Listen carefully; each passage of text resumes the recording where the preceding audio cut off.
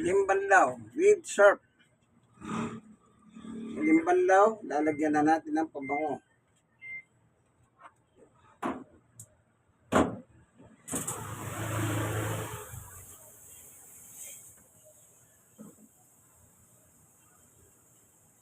Ito yung pabango.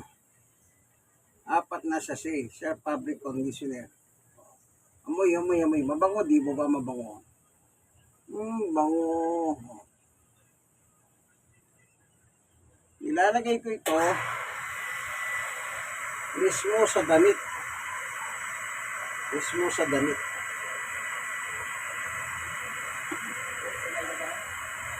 Yung parang naglalaba kang normal lang sa batsa, lalagay mga surf ganun. Itong washing machine na ito, meron siya lalagyan dito. Pero pag dito mo nilagay, hindi siya masyadong mabango. Bagya lang ang bango.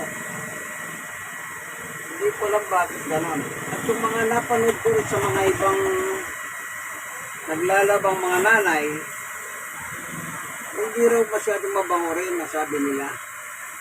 Ngayon, ang hindi ko lang alam doon, kung ilalagay mo ba ng puro o lagyan mo ng tubig. Kasi pagka wala siyang tubig, malapot siya. Pero kung lalagyan mo ng tubig, medyo lalabnaw. Yung problema, hindi ko alam kung talaga nilalagyan ng tubig. Pag nilalagay mo dito sa lalagyan niya. So, ginawa ko, nilalagyan ko nga ng tubig. Ito, may tubig na ito eh. Ay, kasi lalagyan ng mga surf, binabalawan ko, sayang naman yun. Pero ginagawa ko, dinidiretso ko na sa mismong damit.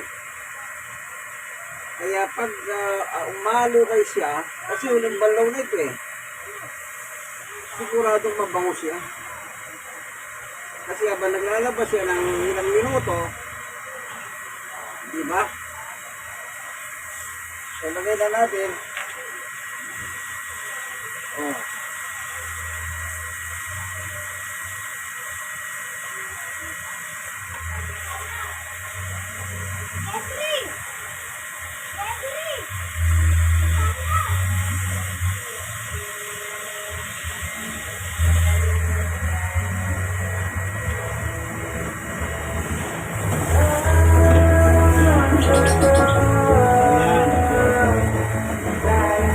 Bali, uling panlaw na yan. Yan, uling panlaw na po yan. Ayan, nakasama na ngayon dito yung sa fabric conditioner. Ayan, ang bango, namoy nyo ba? Ako namoy ko. Sana maamoy nyo rin para masabi nyo talaga mabango. Mabango siya. Yan. Yan, nilalagyan ko siya ng tubig. Mamaya paanda rin natin para sigurado mabango yan. Pagtapos, medyo mabango na. Di po ba ganon, kaibigan? Uling banlaw ng tunay na macho man ng barangay o ng Tondo, Manila at ng buong Pilipinas. Sa po ako senior, stroke at PWD. Pero dahil sa ating Panginoong Yesus,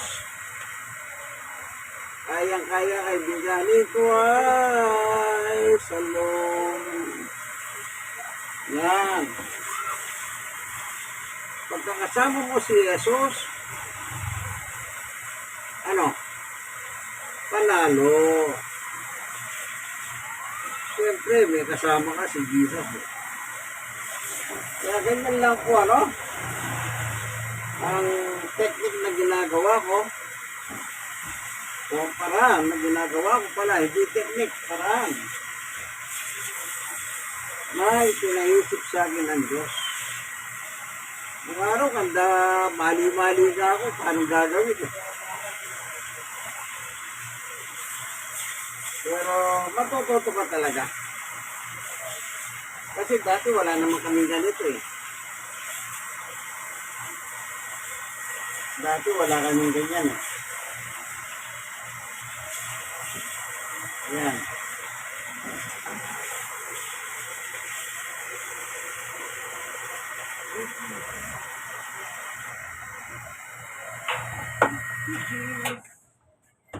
Yan.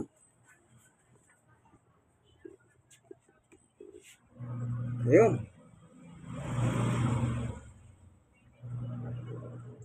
Ikot siya ng 1 minuto.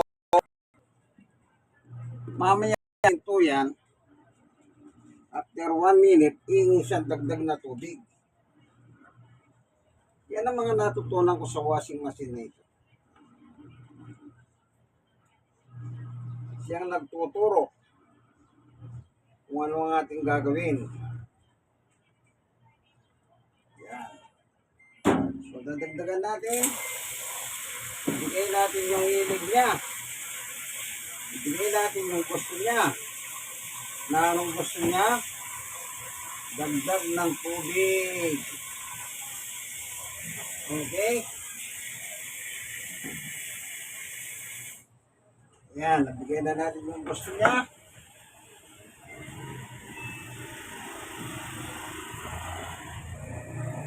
Yan, umikot na uli. Yan.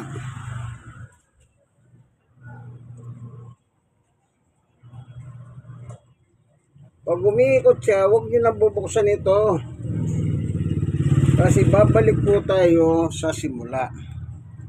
Unless, kanina umikot siya, pagkatapos huminto siya. Pag po sa huminto, okay lang buksan mo ito salamin. Pero pag hindi siya hihinto, huwag mong bubuksan.